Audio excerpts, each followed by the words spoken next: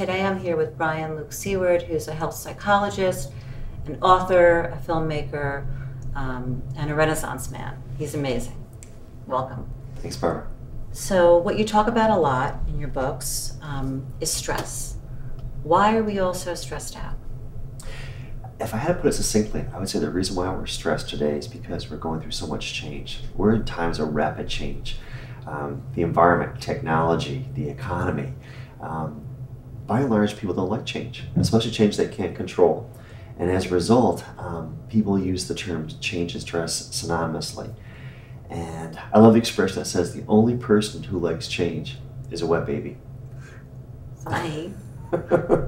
So why are we so resistant to change? I think we get in our comfort zones, and we like the status quo.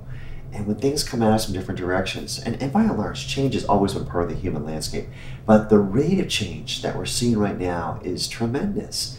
And by and large, I mean, like, take a look at just like 20, 30 years ago, there were 3 networks on TV. Now we've got hundreds. There were like a couple of radio stations. Now with Pandora and Spotify, we've got hundreds. I mean, the choices are just phenomenal, and that can become overwhelming. Yeah. And when people are overwhelmed, they get stressed. So that's it. Now, so you just told me, which is amazing, that you don't carry a cell phone. So are you suggesting that people tone it down, are less connected to all these apparatuses, apart from the fact that they're actually really unhealthy for us, the EMFs?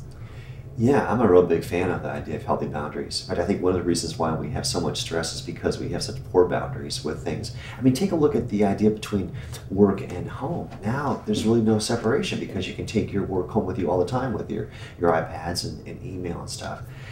So it's really important to have healthy boundaries with technology. And don't get me wrong, I love technology. I love my Apple computer. I love my iPad. But as the joke goes, I don't take it to bed with me. Healthy boundaries are essential. It's really important. Also just for our physical health, because it's such a problem. And so you talk a lot about nature, and I'm a big believer in the healing power of nature. So can you talk about ways to de-stress and nature that's so available to us for healing? Yeah, there's a concept called circadian rhythms, and it's our natural body clock. Actually, we're filming this today where we just changed the clocks back an hour. So everyone's body clock is kind of going through a shift here.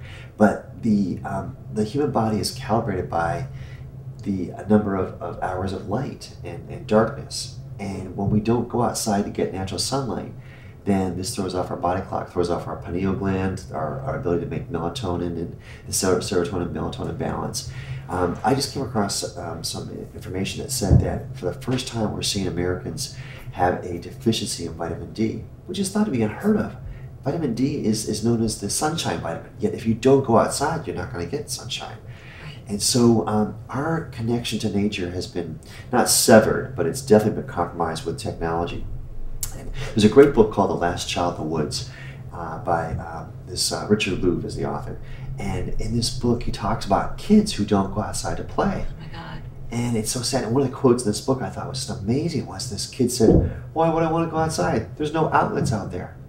And that, I think, speaks volumes of the fact that we have put this abyss between ourselves and nature in terms of our ability to calibrate our body clocks because we're such in love with technology. So what's the correlation between stress and spirituality? And that's also not being outside, right? It's not connecting with the planet, with other people, if we're kind of all boxed in with our devices. Yeah. I came across this book, I think it was called Recovering the Soul, although I might have the title wrong. And they asked all these luminaries from Bernie Siegel and Joan Borisenko and all these great luminaries of the world today to talk about spirituality. And every single person mentioned nature. There is a wonderful connection to nature that lifts the spirits. That's incredible. Yeah, and so in terms of our connection to nature, there's a concept called the Schumann resonance that says that the Earth has a vibration. Right. And the way it's actually a term in physics. And what it says is that when you take a look at the circumference of the Earth times its magnetic field, you get a vibration, which I think is like 7.8 hertz. This is thought to be the vibration of homeostasis, which is basically our body's natural state of relaxation. When we get stressed out, this vibration, if you will, in terms of our emotions, tends to cause havoc with our physiology if we don't return back to homeostasis. And when people are stressed, they're not relaxed. They lose it, which is the whole, people tell you to ground, that if you go outside and you actually ground, scientifically, you become more balanced. Yeah, definitely. There's a concept called earthing, where you yeah, actually earthing, walk around yeah, which is in bare so, feet. Yeah. So, and that goes into the whole discussion about frequencies. There's a frequency of love and fear. And I know you speak about that a lot. Can you talk about that and how we can become aware of it and shift to that higher frequency? Yeah, this is so important. I typically, when I teach stress management, I say that there's two primary stress emotions. There's actually hundreds, but they fall nicely and neatly in two categories. There's anger and there's fear. Anger is the fight response. Fear is the flight response, where you're going to run for cover. And some people actually now include the idea of freezing, where you actually are like a deer in the headlights. But that's actually part of the fear response that forgets to engage in running. But if we just take a look at fight or flight, anger and fear, these are healthy emotions. And the reason why they're healthy emotions is because they're survival emotions. You want anger to kick in if someone is going to basically invade your territory and threaten your life. You want fear to kick in the event that your life is in danger and you need to run for cover. The example I often give is if this building were to burn down, hypothetically of course, you would want fear to kick in to get out the door to safety. Right. Otherwise you're going to become what is known as a piece of toast. Right. But these are only meant to be used in tiny amounts. And what happens is the ego steps in. And the ego is not the bad guy, because the ego is actually our bodyguards, if you will, in that metaphorical role. But the ego at some point goes from bodyguard to CEO and says, I'm in control now, and all hell breaks loose, because we now are at the whim of our emotions, controlled by our emotions, and we get trapped into what I call a whirlpool of negativity, anger and fear, where we spin around and we don't get out of that. The real opposite of fear is love. And we talked yesterday, we were here for a wonderful conference. Amazing, coming soon. Coming soon, yeah. Well, we talked about the idea of when peace comes, and the transition really in this evolution, if you will, in human consciousness is moving from fear to love. The human race has been engaged in the stress response for a long, long time. And the wisdom keepers of the ages talk about the idea that we are transitioning as a species, an evolutionary step, if you will, from fear to love. And all I can say is, not too soon. When you're in fear, you can't receive that higher vibration. Esther Heck said, I went to her seminar, that all that divine light is always available. And when we're in fear, it's like an umbrella, like blocking what is our God-given right. So what do we tell people? It's to go out in nature, it's to meditate. Like, what do you tell your clients? Like, what are your words of wisdom for freedom, really? Yeah, because you're trapped when you're in that state. Yeah, it's an illusion, though.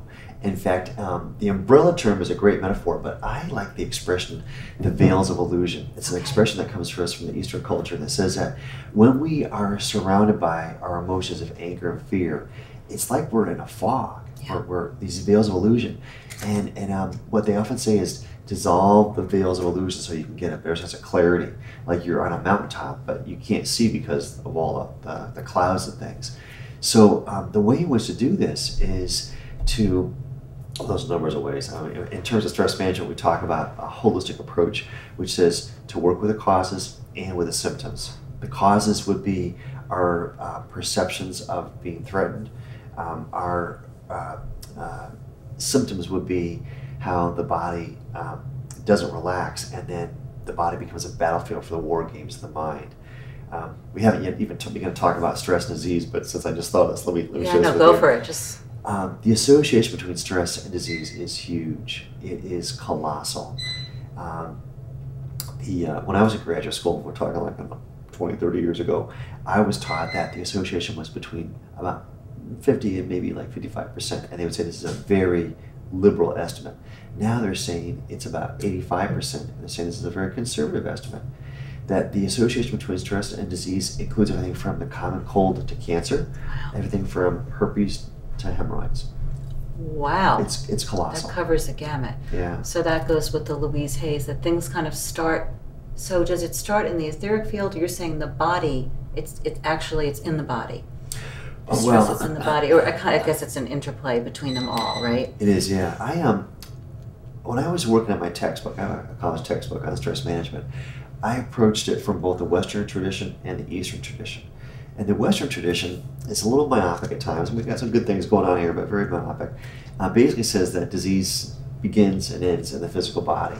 And that's what we know from the Western culture, the biomedical model from Descartes, the theory of scientific investigation. The Eastern tradition says that we are so much more than our bodies. We are basically consciousness. And the most dense layer of consciousness is the physical body, but then we have the etheric, the emotional, the mental, and the spiritual. I've had a chance to talk to some wonderful healers, and some names that you might recognize, names that your audience would recognize: Carolyn Mace, Mona Lisa Schultz. But the one that comes to mind for me is Miatek Verkus. He's a healer out of the Bethesda, Maryland area. He's originally from Poland. And I first came across him in a book called Cross Currents by Robert Becker, who was looking at the energy fields through physics, and discovered that obviously humans have energy fields too. And he mentions this healer named Miatek Verkus. And he said, now that Robert Becker's a physician, and he sat down with Miatek, and Miatek says, well, you've got diabetes, you've got high blood pressure, and this guy says, you just met me, how could you know this? And he says, I see it in your energy field. He says, because disease begins here, and if it's not intercepted or corrected, it begins to cascade down the physical body. And so the new paradigm, which actually is a very, very old paradigm, says that we are not a mind and a body. We are a body and a mind. That these layers of energy surround and permeate the physical body. And this is the last place it shows up. That's what I believe. So, I mean, energy healers now are kind of stepping out. A lot of people go to them. Carolyn Mace is incredible. So this is a new way that we're moving towards healing and medicine and getting out of that whole Western kind of mindset, which is very narrow. Can you talk about, or do you want to talk about the pineal gland? And what's the importance of it? Everybody's talking about the pineal gland. Yeah, it's the gland of the decade. It is, it is. As it should be. I first came across the pineal gland when I was researching my textbook, and came across the story of René Descartes. René Descartes basically was a peace broker during that period of Galileo looking at the telescope and realizing that, hey, Copernicus is right, we're not the center of the universe. And so Galileo got basically put in a tower for a year under house arrest. And Descartes, who was the Renaissance man of his time, he was a scientist, he was a philosopher, he comes in and basically brokers a peace deal with the Pope at the time, and basically said this. He said, the church can have from here up, science will have from here down. And this became known as a very, very famous dictum of the separation of mind and body. And one reason why he said this was he knew that the pineal gland, which ancient mystics said is the third eye, it actually regulates sunlight for our body clock, but it was thought to be the seat of the soul. And as a consequence, Descartes said, take it, we don't want it. And so the pineal gland, if you ever go to Rome, and especially the Vatican, you'll see pine cones on the tops of staircase banisters. Their pine cones are everywhere. And the pineal gland is thought to be symbolic, the pine cones thought to be symbolic of the pineal gland. In fact, the first four letters of the pineal gland is pine, because it looks like a tiny pine cone.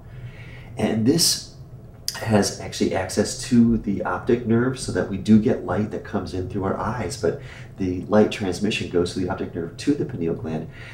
From a Western perspective, the pineal gland is thought to regulate the balance between melatonin and serotonin. Melatonin being the sleep hormone, right. The serotonin being the happy hormone, but there's a fine, very fine dance between those two.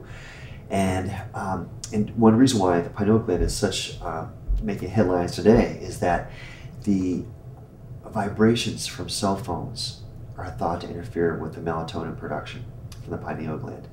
And people sleep with their cell phones. Under their pillows. Yeah. And so the vibration, because everything is energy, everything's vibration, is thought to actually cause a detriment. We have a huge problem in this country with insomnia.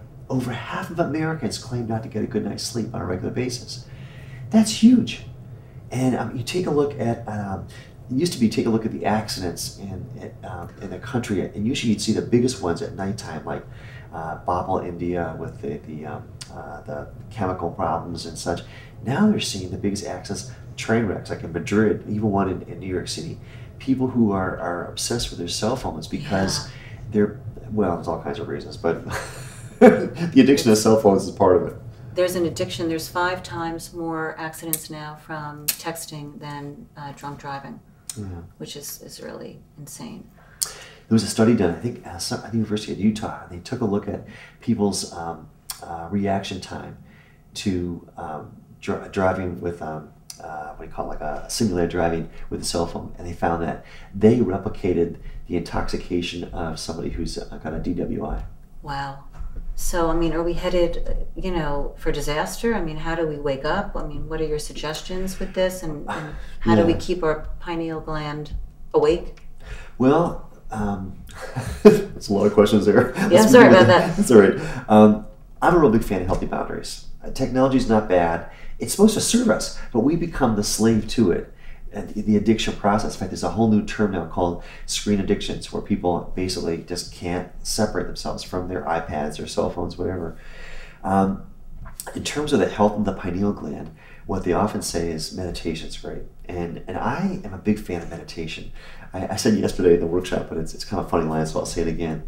Meditation is not about shaving your head, wearing an orange robe, and going to the nearest airport selling flowers. That is so 20th century. Meditation is a way to get mental clarity because we have so many distractions now. I mean, technology is an example of this. I mean, there's a research that came out that said if people get more than 50 emails a day, that's called email stress. I get that many before I wake up in the morning. Yeah, it's a lot to process. Yeah. So how do you, so you meditate, you told me this morning. I meditate every morning for about a half an hour, longer if I can. There's a couple of days where I somehow my schedule gets interrupted, and I start to get a headache by about 3 o'clock if I don't meditate. That's how much my mind is kind of like geared toward that training effect. So meditation is whatever works for you. It could be a mantra, it could be just sitting quietly, it could be a moving meditation. It's whatever appeals to you. Is that what you feel, or do you? There are hundreds of ways to meditate. Right, so as long as you do it. The big thing right now is called mindfulness, which is a derivation of Zen meditation. But what I typically teach people is that there's 2 categories of meditation. There's hundreds of ways to meditate, but there's 2 categories. The first category is called exclusive meditation, where you basically try and clear your mind of everything but one thing. The one thing is like a mantra where you say a word over and over and over again. And the mind is very abstract, so we use metaphors to explain this. So if the mind is like a floor, the mantra is like a broom that sweeps the floor clean of dirt, if you will. And the dirt is symbolic of the distracting thoughts that beg for our attention. Or we use the metaphor of the mind is like a sky, and the clouds represent thoughts that get in the way of our celestial vision. So the mantra is like a wind that blows the clouds out of the sky so you have clarity with what you're looking at. I like mantras because it stops the busy mind. Exactly, yeah. And you also talked a lot in the workshop about the heart. So how do we feel or try to feel more with the heart as opposed to the mind? Yeah, that's a real balance. Well, that comes back to meditation too. Meditation helps you. I'm a real big fan of the open heart meditation, breathing through the heart. I like that. Just realizing that fear and anger close the heart, the symbolic heart, which is also often called the heart chakra. And if we can begin to relax and come to a sense of what I call as homeostasis, of spiritual homeostasis, part of opening the heart is the idea of compassion and forgiveness. And even humor. There's lots of ways in which love can be expressed. Humor is really important. You're very funny, and humor is very important. We need to kind of laugh at ourselves a little bit. We do, yeah. How many times have you said to yourself, a year from now this will be funny, but right now it's not funny? Right. Don't wait all year. Laugh now. You just kind of get past it. Yeah. You wanted to talk about the muscles of the soul. Can you describe the muscles of the soul? Yeah, I heard Norman Cousins speak before he passed away, like about 25 years ago or so. And he was at the School of Medicine down at Johns Hopkins, and he got up on stage. Now, Norman Cousins is the guy who basically is the patron saint of humor therapy, and he laughed himself as the story goes back to health. He did more than that, but that's what the story is. So he gets up on stage and he says, "I never said humor cured me." And the audience kind of gasped. And then he said, "I never even said humor healed me." And the audience is like in shock. And then he said this. He said, "It was love that healed me." Humor is a metaphor for love. And I thought to myself, of course it is. And I thought, there's so many colors in love's rainbow. There's forgiveness, there's optimism, there's patience, there's humor, there's all kinds of things in which we can put love into action.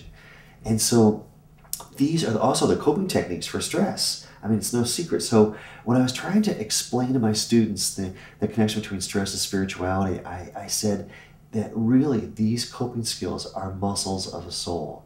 They will never disappear. They'll always be there, but they will atrophy if we don't use them.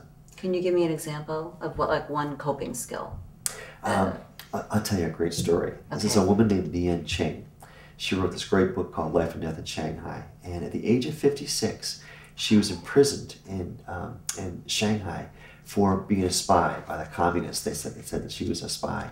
And so for the next 6 years, now her husband's passed away, she has a daughter, but she gets put in solitary confinement for 6.5 years at the age of 56. And this woman is just grace personified. And she got out of jail because when Nixon went to China, they released a few token human rights violators, and she was one of them. And the first thing she wanted to do was to find out where her daughter was. She hadn't seen her daughter in 6 years. And all of her family signed these affidavits saying that she was a spy so they could save their butts. But it turns out that when she got out of jail, she went looking for her daughter, couldn't find her. And she finally found one person who said to her, "Your daughter is dead. She committed suicide." And she knew her daughter wouldn't do that. So she went searching to try and find answers. And someone said to her, "Your daughter was pushed off a building to make it look like suicide because she wouldn't sign the affidavit that you were a spy."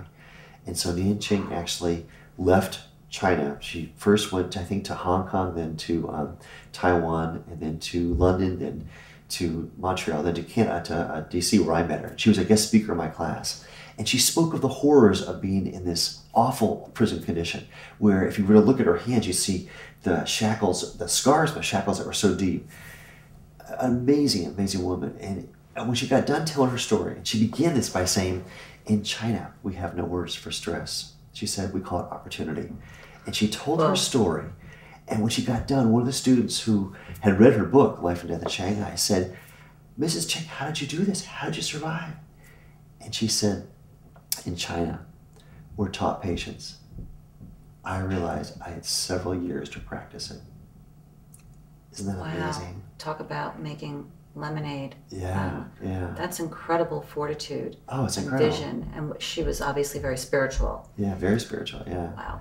And I think to myself, if you're ever in the grocery store in the express line and it says 15 items less above your head, and there's some guy with 43, it's always a guy, by the way. Think to yourself, Nian Ching, if you're at a traffic intersection and the light turns yellow, you're thinking, "I want to get through that." You feel like you're stuck for like 8 hours. It's only like, a minute the most. A minute, that's so ridiculous. Like, we just need to reframe things. Exactly, yeah. To be in the moment, because if we're at the light, we're always ahead of it.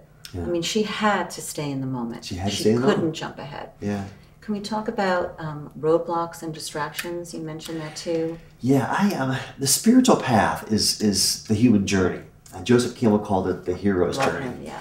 And it turns out that it's hard to describe things at a very abstract nature, so we put it in metaphor. And so I often describe the human journey as the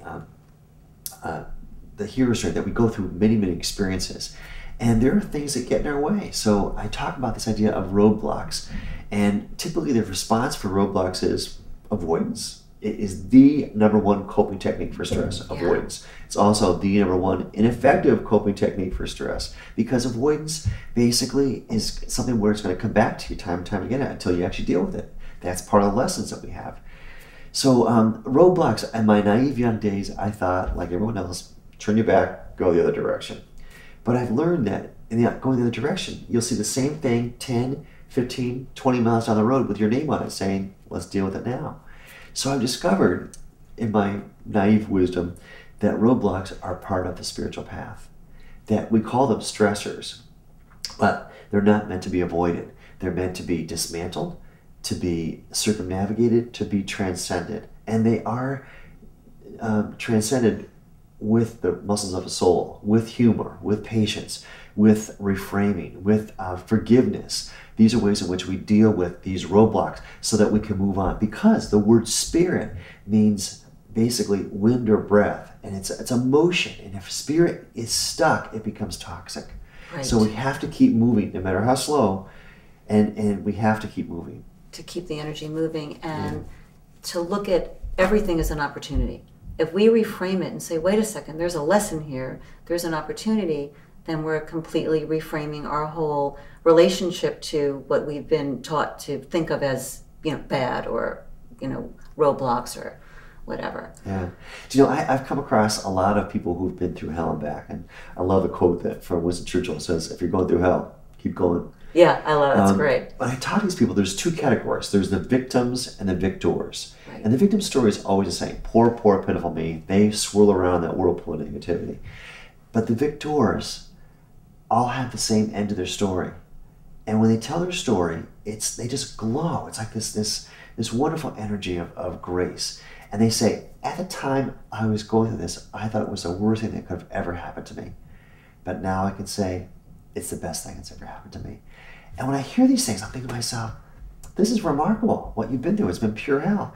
But they don't see it like that. They see it as an incredible growing experience. Because they were able to finally transcend it.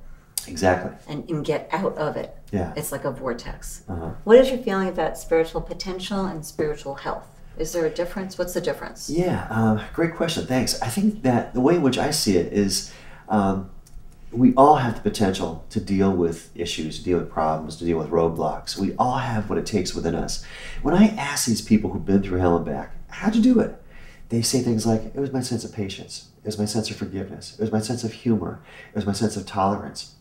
When I hear these things, I think these aren't birthrights for a chosen few. These are gifts for a chosen few. These are birthrights for everybody. We all have these. And that's our potential, that we all have the means to get through the situation, whatever it is. You think back to the story of the Wizard of Oz, when Dorothy's told, just click these shoes 3 times and you can get home. The message is throughout all the ages the same. We have the means to get home. We have the resource within us. And so in terms of that's our spiritual potential. Spiritual health says, what do we do with this? Do we actually, sure, we got these muscles. Do we actually exercise them? So do we exercise our muscle, our sense of forgiveness, our sense of patience, our sense of humor, our sense of creativity? These are all aspects of the human condition that are laying dormant in so many people because they choose to have a pity party and bitch, moan, and whine about how bad things are. Right. So really our life is a conscious work of constantly being aware of what we're doing and resetting and reprogramming and wanting to go to a higher level. Exactly. Yeah. Right. Yeah. And at the higher level is great because it's this is my book, Stand Like Mountain, Flow Like Water. I want to hold that up. Stand Like Mountain, Flow Like Water. It is really user friendly. I mean, it's really easy for people to grasp what you're talking about. It's a fabulous book. I highly recommend it. Stand Like Mountain, Flow Like Water. And you also have a video that was a documentary, or can you talk about this? It was on PBS, Earthsongs. Can you talk a little bit about this? Let me talk about the book first. Okay. You talk about raising to new heights. The big buzz word these days is the ascension process. Well, we climb the mountain to get a better view, to get better perspective. And that actually is the journey to get a better view, to get a better perspective of what's really going on in life. And that we could say is the ascension process. It's the ascension of consciousness, going from fear to love. Right. And that is a journey. It's a challenge. If it were easy, But we need help. We need people like you. Do you counsel people individually, or do you work more with large groups? I'm a teacher. I had a private practice for a short time, and I realized that it was better for me to work with larger groups. Right. So I do workshops, I do seminars, I do public speaking, all kinds of things. And you do trips. Can you talk about your trip to Ireland? Yeah, I take people on group trips to Ireland. We actually go for cultural reasons, but we also go for spiritual reasons. A lot of people, when they go to Ireland, they take pictures and they drink beer.